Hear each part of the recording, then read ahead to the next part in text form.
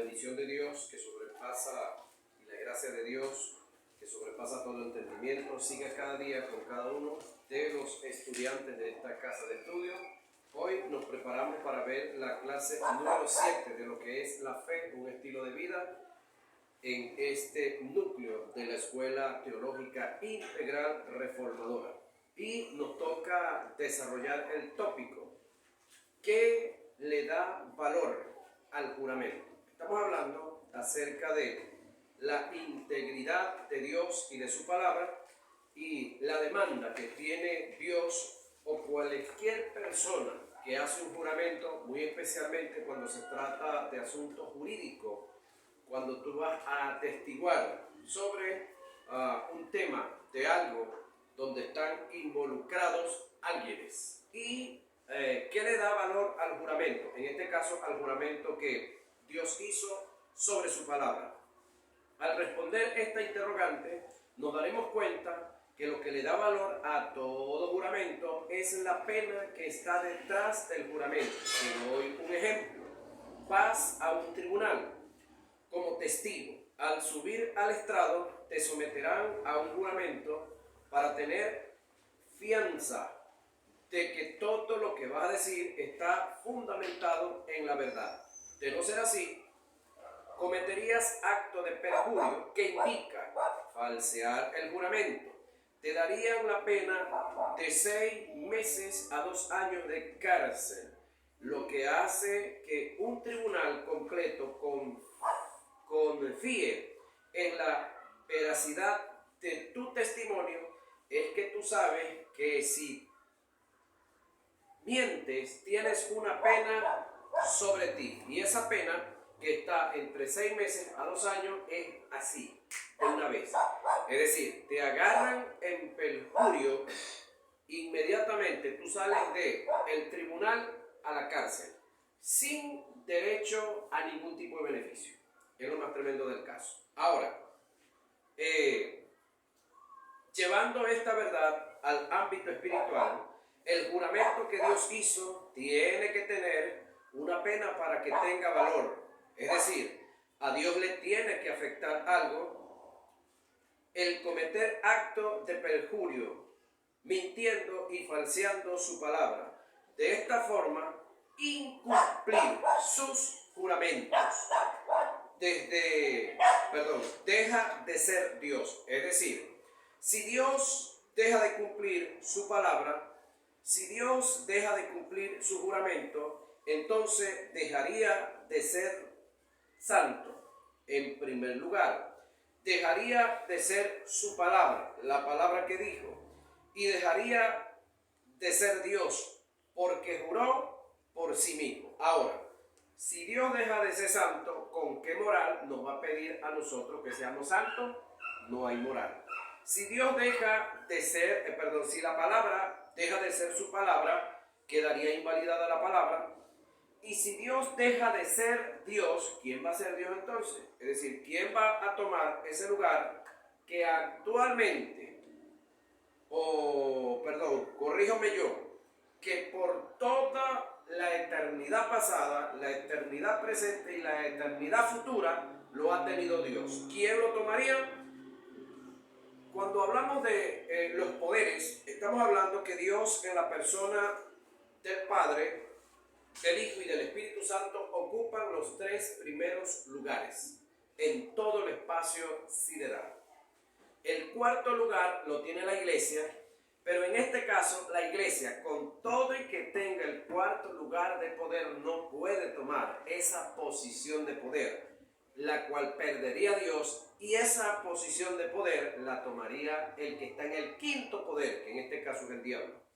Ahora, ¿cree usted que Dios es tan, como te digo, no sé cómo decirlo, pero ¿cree usted que Dios es tan tonto que por no cumplir una palabra va a perder su santidad, va a invalidar su palabra y va a dejar de ser Dios por no cumplir una palabra? Ahora, lo otro que hay que tomar en cuenta es que si Dios falsea su juramento, pierde su trono. Caeríamos en un caos total, porque Satanás se apoderaría del trono de Dios. Jesús dijo, pues el que jura por el altar, jura por él y por todo lo que está sobre él. Y el que jura por el templo, jura por él y por todo lo que lo habita. Y el que jura por el cielo, jura por el trono de Dios y por aquel que está sentado en él. Mateo 23, 20 y 22. Por los principios que acabamos de observar, nos podemos dar cuenta la integridad que hay en Dios y en su palabra, y que por nada en este mundo Él no nos fallaría. Ahora, el Dios fallarnos a nosotros, en otras palabras, es fallarse el mismo. ¿Sí? Es como esto, usted tiene un equipo, ese equipo que me está grabando, creo que tiene un valor de más de $100. Entra la dueña en un pequeño problema económico, un supuesto negado, y de repente sale y lo empeña por $20. ¿Sí? Y le dice, bueno, ¿por cuántos días? Por 5 días. Ok, los $20 comparado con los 100 y pico que vale, no es nada. Usted, por no pagar, teniendo cómo pagar los $20, dejaría que se pierda el celular, que de repente no tendría gran valor, pero todo lo que esté de adentro, ¿sí? Todas las direcciones, todo el material, todos los números de teléfono, todos los contactos que tienen un valor muchísimo más grande. Sería tan quedada la amiga dueña de ese equipo para perderlo, teniendo cómo recuperarlo. Dios tampoco. ¿Sí? Dios tampoco. Eso es como dice un amigo mío. Esa es una verdad paralela para que me agarré. Isaías 55, 10 y 11 dice, porque como desciende de los cielos la lluvia y la nieve, y no vuelve allá, sino que riega la tierra. Esta palabra pareciera contradictoria. Y no regresa allá. Ya va, y tú dirías, bueno, ¿y a dónde regresa la lluvia y a dónde regresa la nieve? Bueno, allá arriba, pero ya va. No es que no regresa de no regresar, sino que hay una función que cumple antes de regresar. Ahora, la riega, es decir, sino que riega la tierra y la hace germinar. ¿Quién? La lluvia y la nieve. Y producir, y da semilla al que siembra y pan al que come. Así será, dice Dios, mi palabra que sale de mi boca no volverá a mí vacía, sino que hará lo que yo quiero y será prosperada en aquellos para que la envíe. Es decir, Dios cuando dice una palabra, yo hago una analogía con un ingeniero químico que tiene el conocimiento exacto de que uniendo dos o tres componentes puede producir una reacción, como un amigo que agarró un día y exprimió en un frasco, más o menos de este tamaño, y lo puso por la mitad de jugo de limón. ¿Sí? Después le echó jabón de polvo, y de arriba le echó soda, lo tapó. Él no está al tanto, este amigo que estaba haciendo esa gracia, no está al tanto de saber que una vez que el limón y la soda se unieran, le iba a quedar o la mano abierta o el puro frasco. Sin embargo, él hace el asunto y hace esto así. Wow, la manito le quedó abierta así. ¡Pum! Sola explosión. Ahora, eso lo hace una persona que no tiene conocimiento de la reacción que hay del limón y el jabón, claro, del limón y la soda. El jabón hizo el colchón mientras tapaba, es decir, echó la soda, tapó y no pasaba nada, pero cuando hizo esto, hizo la explosión. Ahora, un ingeniero en química sabe la reacción que hay, sabe de paso hasta dónde el frasco o el pote donde está el limón y la soda van a aguantar la presión. ¿Sí? Alguien que tiene conocimiento. Ahora, si desde el punto de vista natural, hombres y mujeres que se han preparado en diferentes áreas, sobre todo las mujeres que están en la cocina, cuando están haciendo un tipo de comida, saben hasta dónde. Cuando quieren hacer un plato especial, saben cuánto tienen que colocar de harina, cuánto tienen que colocar de grano, cuánto de este aliño, cuánto del otro, para que produzcan tal plato especial, ¿verdad? Ok, entonces Dios, en su ser, en su adelantado conocimiento de todas las cosas, en su omnisciencia y en su presciencia, Dios sabía y sabe hasta dónde comprometerse, porque Él sabe hasta dónde sus palabras van a surgir y surtir efecto para cada uno de nosotros. Entonces, cuando no conocemos a Dios y la integridad que hay de Él con su palabra, entonces tendemos y tenemos a ser nerviosos, tendemos a no tener esa confianza, pero cuando conocemos a Dios y conocemos su palabra, entonces tenemos plena confianza. Plena confianza. Y eso es lo que queremos, que a través del estudio y del análisis de la palabra lleguemos a esos niveles. Ok, tenemos un Dios que es ético y que es moral. Tenemos un Dios que tiene su palabra y que dio su palabra y que está comprometido con su palabra, y estar comprometido con su palabra es estar comprometido con Él mismo. Y a su vez, Él está comprometido con los que hemos determinado creer lo que ya hemos conocido de su palabra. Porque le aclaro esto, Dios no está comprometido con hombre alguno, con mujer alguna. Sí, eso es cierto, pero Dios está comprometido con su palabra. Entonces, cuando yo conozco la palabra, acepto la palabra y suelto la palabra en fe, entonces Dios no le queda otra que responder, obrar de acuerdo a lo que Él se comprometió. Nunca olvides que la obra del diablo es tratar, oiga esta expresión, tratar de mentir la palabra.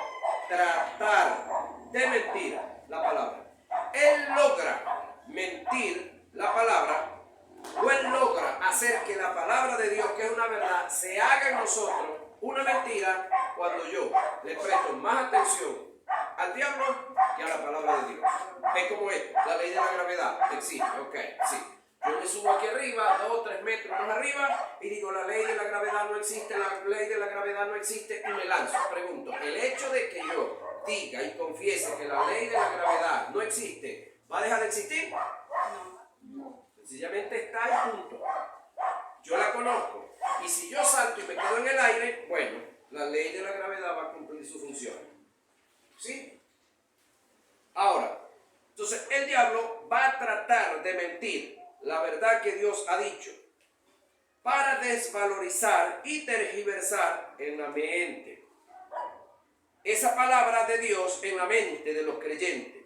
Lo hizo con Eva cuando le dijo, no morirás. ¿Qué fue lo que le dijo? No morirás. Pregunto, ¿se murieron? ¿Cumplió Dios su palabra? Claro que sí, porque cuando comieron del fruto, ¿qué les pasó? Dios se separó de ellos como lo había dicho.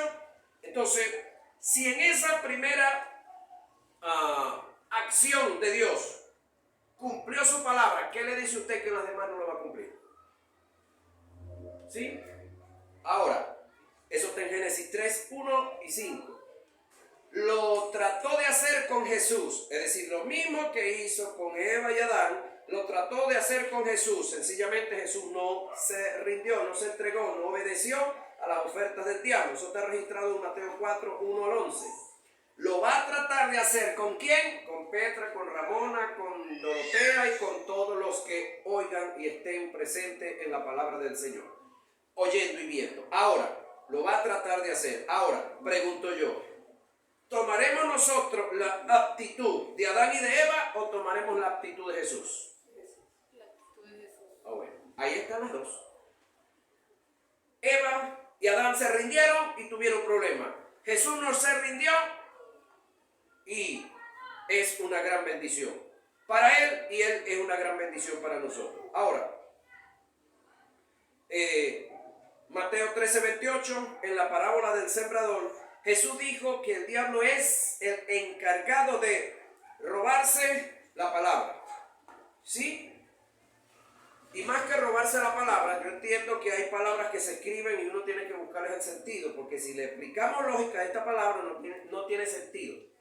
¿Cómo así? Bueno, si el diablo se roba la palabra, apliquémosle lógica a eso, entonces el diablo debe ser rico en palabras de Dios, ¿o no? Porque si yo voy a hacer ahorita un supuesto negado, me descarrío, supuesto negado, ¿no? Me descarrío, me meto en una tienda y me traigo un poco de joya, perdón, una joyería, y me robo un poco de joya, me trae un poco de joya. ¿Voy a cargar un poco de joya, sí o no? Sí. Me las robé, las cargo, son mías porque las cargo, me las robé. Bueno, esa es la misma posición que usted tiene que tener cuando usted dice, no, el diablo me robó una bendición. Entonces el diablo anda bendito, chicos. Entonces no digamos más que el diablo roba bendición. Claro, está escrito de esa forma, como les dije, decimos que a mediodía el sol está bravo, en la mañana sale y se escondió ahorita en la tarde. Es una manera de comunicar las cosas, así se escribió esto, pero debemos entender que no es que el diablo se roba la bendición, sino que yo me descuido, que yo dejo pasar el tiempo y que ya se pasó el tiempo de que la bendición se viniera conmigo y se fue con el que es portador de la bendición. No es que el diablo se la robó, se la llevó. El que perdió el tiempo fui yo. Si hacemos un análisis de Génesis 3, 1 y 5, nos daremos cuenta de que la obra del diablo es tratar, reitero, tratar de tergiversar la palabra de Dios en la vida del hombre cuando éste recibe una palabra específica de Dios. El diablo va a tratar de distraerte, va a tratar de que tú no estés pendiente, de que tú no hagas lo que debes de hacer. Es decir, estar concretado a la palabra, estar seguro de que Dios es Dios y Él y su palabra son uno. Y si Dios lo dijo, lo cumple. Porque tiene con qué, tiene cómo hacer. Dios no le dijo a Eva que no comiera de todo árbol del huerto.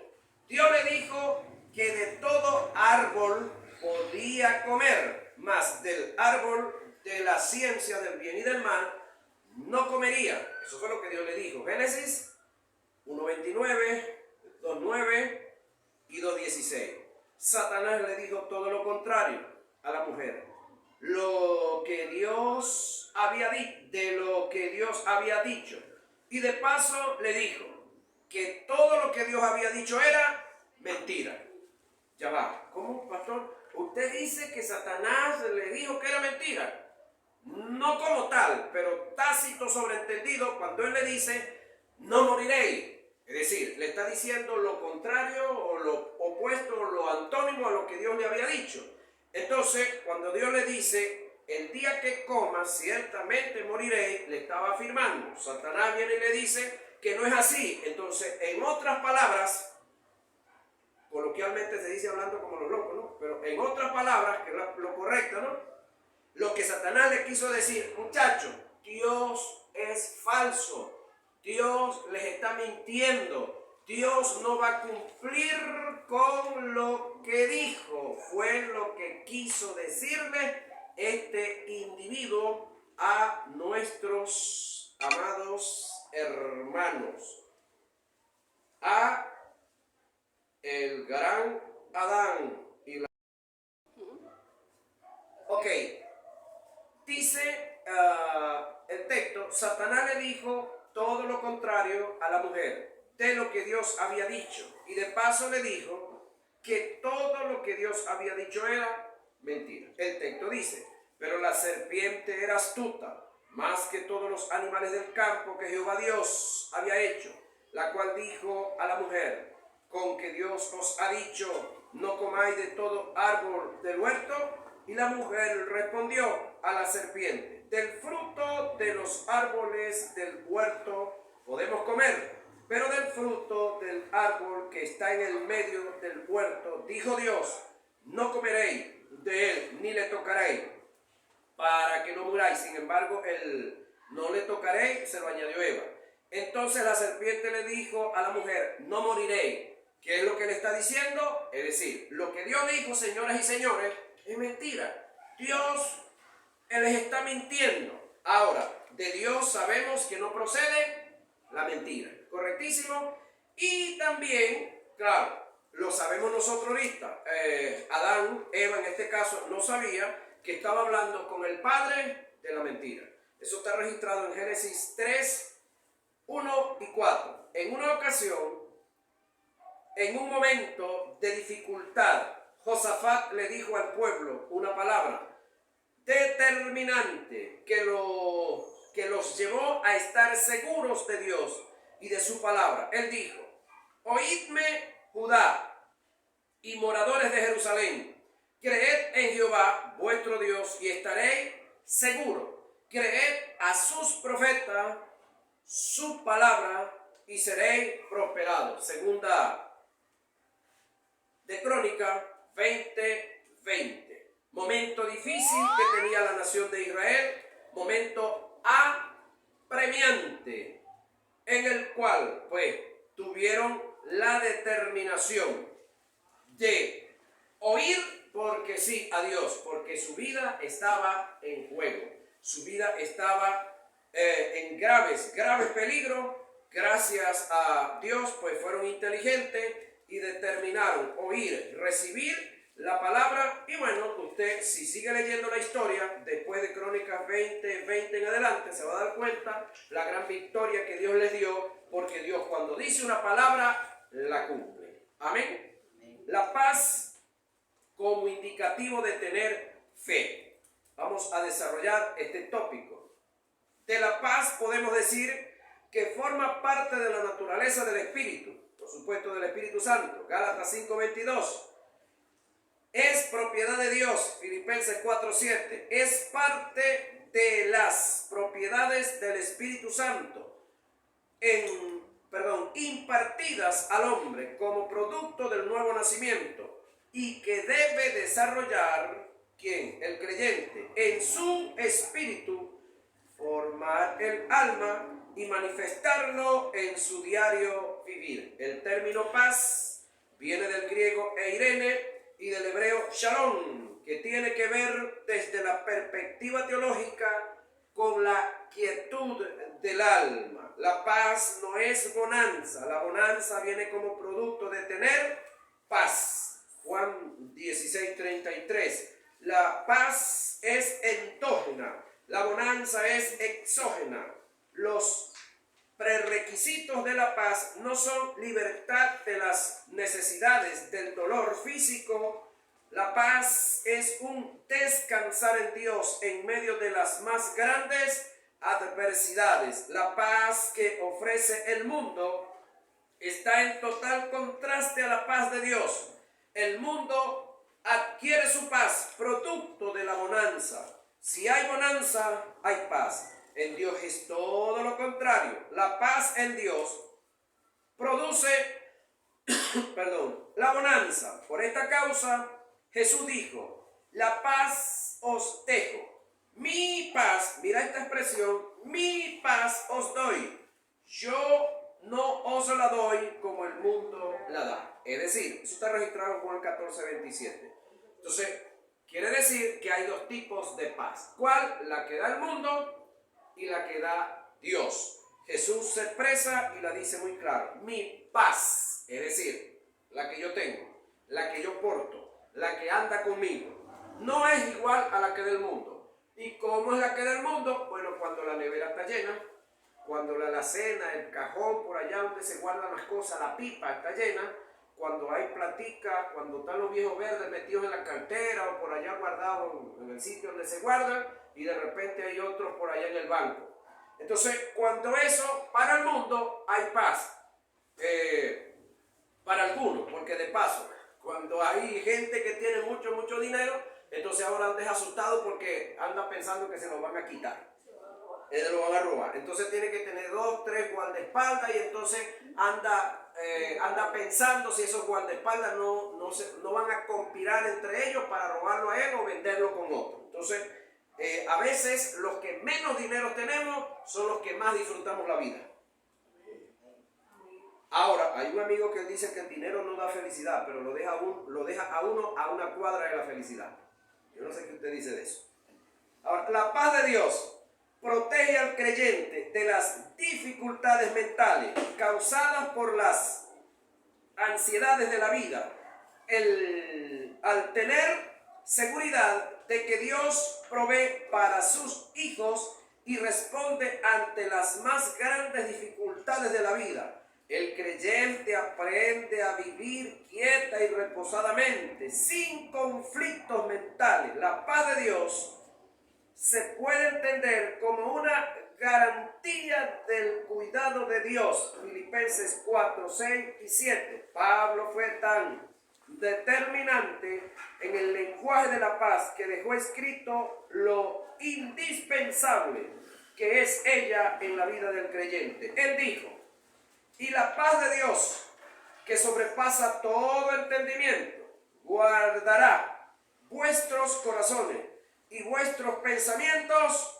en Cristo Jesús. Filipenses 4, 7. Simplificando el pasaje, lo que Pablo quiso expresar fue: la paz de Dios es tan determinante que nos hace vivir confiados en medio de las malas circunstancias, aunque no entendamos nada. Porque como no andamos por los sentidos, no estamos pendientes si entendemos o no entendemos, sino que sencillamente en Dios oímos, aceptamos, confesamos y actuamos. Los 4 pasos de la fe, que los vamos a ver más adelante. Jesús dijo que lo único que nos libraría de la turbación interna y de los temores es la paz de Dios en nosotros. La paz os dejo, nuevamente Jesús hablando acá: mi paz os doy, yo no os la doy como el mundo la da. No se turbe vuestro corazón, ni tengas miedo. Juan 14, 27. La paz es producto de la fe, oiga, y la confianza que depositamos en una palabra que recibimos de Dios. Esto fue vivencia de la vida de Jesús, quien en medio de una gran tempestad, mientras sus discípulos se turbaban y llenaban de temor, dormía y descansaba en la popa de la barca. Él confiaba en las palabras que les había dicho: pasemos al otro lado. Esa fue la orden. Mateo 8, 24, Marcos 3, 37 y Lucas 8, 23. ¿Cuál fue la orden? Pasemos al otro lado. Y se acostó a dormir, a descansar. ¿En qué descansaba Jesús? En las palabras que dijo. Las palabras las dijo en fe, con fe. La paz es un descansar en Dios, es reposar en Él. La paz es la quietud del alma, que viene como producto de la fe que depositaste en una palabra que Dios te dio. La intervención de Dios en medio de la tempestad vendrá una vez que hayas tenido paz por causa de la fe que depositaste en su palabra, en Dios. Si no hay fe, no hay paz. Y donde no hay paz, no hay bonanza.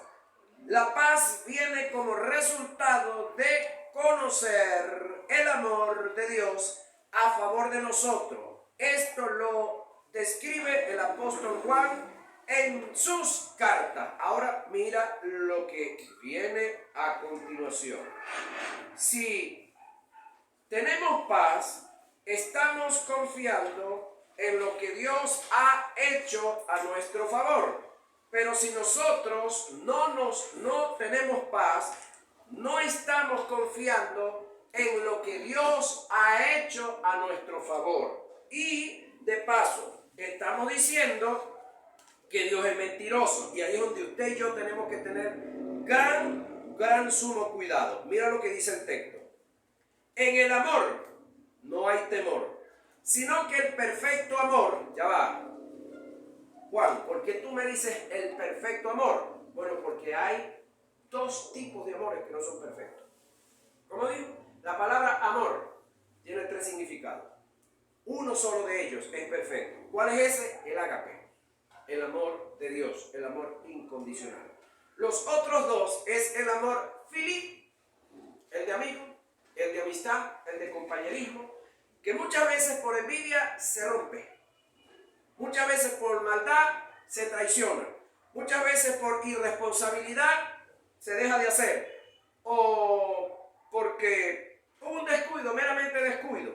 Y el otro es el amor ero, que tampoco es perfecto. Y los dos, de los cuales le hablé, el filí y el ero, son sentimientos, ¿sí? Estos dos tipos de amores son sentimientos. Pueden crecer y pueden menguar. Pueden estar muy espléndidos, muy chéveres, muy bonitos, y por una mala acción, entonces, ¡guau!, se fueron los dos abajo. ¿Correctísimo? Sin embargo, el ágape de Dios no es un sentimiento, es un mandamiento. Y la orden es que os améis los unos a los otros. No dice si me tratan bien, si se portan bien conmigo, si es chévere, si hay un cariño, porque no estamos hablando de filí, no estamos hablando de amor de cariño, no estamos hablando del amor ero, de la sexualidad que hay de un hombre por una mujer y de una mujer por un hombre. Ahora, por eso dice, en el amor no hay temor, sino que el perfecto amor, que es el ágape, echa fuera el temor, porque el temor lleva en sí castigo, de donde el que teme no ha sido perfeccionado en el amor. Es decir, el que anda en temores no ha sido perfeccionado en el amor. Ahora, para que haya perfeccionamiento de algo o de alguien, primero tiene que existir. Alguien dijo, primero existimos, amén, y después corregimos. ¿Sí? Entonces, cuando veo acá, me llama la atención esto, sino que no ha sido perfeccionado en el amor. Ok. Entonces, cuando nosotros nacimos de nuevo, cuando le entregamos la vida a Jesús, nosotros llegamos al amor perfecto. Amén. Pero venimos con cantidad de errores y horrores y desconocimientos que aunque estemos en el amor verdadero, muchas veces vamos a andar en temores. ¿Por qué razón? Porque no hemos sido perfeccionados en el amor. ¿Y cómo somos perfeccionados en el amor? Primero hay que perfeccionar el conocimiento. Una vez que perfeccionemos el conocimiento, que es la palabra, entonces yo me abrazo a la palabra, acepto la palabra tal como está escrita, confieso la palabra y comienzo a caminar en la palabra. Reitero, los 4 pasos de la fe otra vez. Conocer, aceptar, confesar y actuar. De esa manera somos perfeccionados en el amor. Ahora, lo que vamos a ser perfeccionados somos nosotros, no el amor, porque ese amor sí es perfecto. ¿Me copian? Ustedes son súper inteligentes. El término perfección relacionado al amor que aparece en el pasaje da la idea de no conocer lo que Dios es capaz de hacer a nuestro favor por causa del amor que tiene por nosotros. Debemos conocer que Dios, por causa de su amor y por el objeto de su amor que somos nosotros, estuvo dispuesto a abandonar su gloria y humillarse en la persona del Verbo. Si esto lo hizo antes de ser sus hijos, es decir, cuando andábamos por ahí perdidos, cuando andábamos por ahí sin Dios y sin esperanza, y como se dice aquí en Lara coloquialmente, cuando andábamos por ahí de rialengo, ¿sí? Ninguno de los que está aquí anduvo así, no sé, fui yo nada más que anduvo así. Ustedes toditos andaban así derechitos, anticos, ¿verdad? Ok, hasta el tute que se está riendo por allá de ustedes. ¿Cuánto más ahora siendo sus hijos? Es decir, si Dios manifestó su amor cuando no lo conocíamos, cuando no queríamos saber nada de él, cuando de repente alguien nos asomó algo por aquí o por allá del evangelio y alguno de nosotros dijo, ahora sí me eché yo a perder con ese gordo que vino ahí a hablarme del evangelio, hombre, porque no habla de otra cosa. Entonces, cuando andábamos en esa aptitud, Dios siempre, su amor se manifestó a favor de nosotros. ¿Cuánto más ahora que ya le estamos sirviendo? Es tan determinante la paz de Dios en nuestras vidas porque solo a través de ella podemos avanzar con determinación en medio de un mundo lleno de grandes inseguridades, conflictos e incertidumbre, temores. Solo la eternidad revelará el impacto del memorable paso de fe lleno de paz que hemos emprendido hoy en obediencia a las demandas de Dios, sigamos adelante, sumergidos en la paz de Dios, llenos de fe, y seremos héroes estableciendo el reino de Dios, primero en nuestra vida y segundo en las vidas de otros. Y le digo algo, el capítulo 11 del libro de los Hebreos, donde habla de los héroes de la fe, ese capítulo no está cerrado ya. El capítulo 11 del libro de los Hebreos, donde habla de los héroes de la fe, donde habla de Rahab, la ramera, que tuvo fe para mentir, ¿sí? Algo pareciera incomprensible, ¿no? Donde habla de todos los demás héroes de la fe que están registrados allá. Ese capítulo no ha sido cerrado. Ese capítulo está esperando por el nombre suyo y las acciones de fe suya. Amén. ¿Yo? Por la mía también. Amén. Diferencia entre la fe y la presunción. Es decir, gente que cree y no cree nada. Gente que está caminando y piensan ellos que creen. Y lo que son es unos presumidos. Vamos a ver. La fe es una persuasión que tiene que ver con el espíritu. ¿Sí? La fe es una persuasión, no una presunción. La presunción no es del espíritu. La presunción es ¿de dónde? Del alma. Presumido, presumida. ¿Sí? Ok. Ahora, indica que la fe no niega las circunstancias. La fe cambia las circunstancias, o en este caso no es en sí la fe la que cambia las circunstancias, sino que la fe le abre el espacio a Dios para que cambie las circunstancias, porque el que cambia las circunstancias es Dios, no es la fe, porque la fe es un medio para alcanzar un fin, la fe no es Dios. Yo entiendo lo que está escrito aquí. Ahora, mira esto. Cuando hablamos de persuasión, estamos hablando del espíritu. Cuando hablamos de presunción, estamos hablando del alma. Ahora, me llama la atención esta parte donde el escritor refleja y dice que la fe no niega la circunstancia. ¿Qué es una circunstancia? Algo temporal. Es decir, una enfermedad que vino, una deuda que vino, un problema familiar que vino. Entonces, cuando suelen suceder estas cosas en la vida de nosotros, hombres, y ustedes, mujeres de fe, escúchenme. Cuando usted en realidad es un hombre y una mujer de fe, usted no debe negar la circunstancia, porque la fe no niega la circunstancia. Por decir algo, ¿le duele la rodilla? Sí, me duele la rodilla. Usted se hizo una oración en fe y luego que terminó de hacer la oración en fe, el que oró le dijo, hermana, usted está sano en fe. Yo proclamo la sanidad suya por los méritos de Jesús en la cruz del Calvario. Usted tiene que decir, ¿cómo? Amén. Pero si le pregunta al rato, la hermana María, hermana, ¿y todavía le duele la rodilla? No se caiga coba, no se caiga mentira. Si siente todavía el dolor, diga, sí me duele. No vaya usted a caer en presunción. No sea presumido. No, ya no me duele. Y camina chueco así del dolor. Camina chueco, ya va. Eso se llama presunción. ¿Duele? Sí. Pero en fe. Yo me mantengo. Escúcheme, no espero. Me mantengo, porque esperar es de esperanza. Me mantengo creyendo en la palabra de Dios y en la oración que me hicieron, que a través de la oración en fe, ya es una realidad mi sanidad. Es más, te lo digo desde otro punto de vista. ¿Se recuerdan de las verdades posicionales y verdades posesionales? ¿Se recuerdan un poquitico por allá?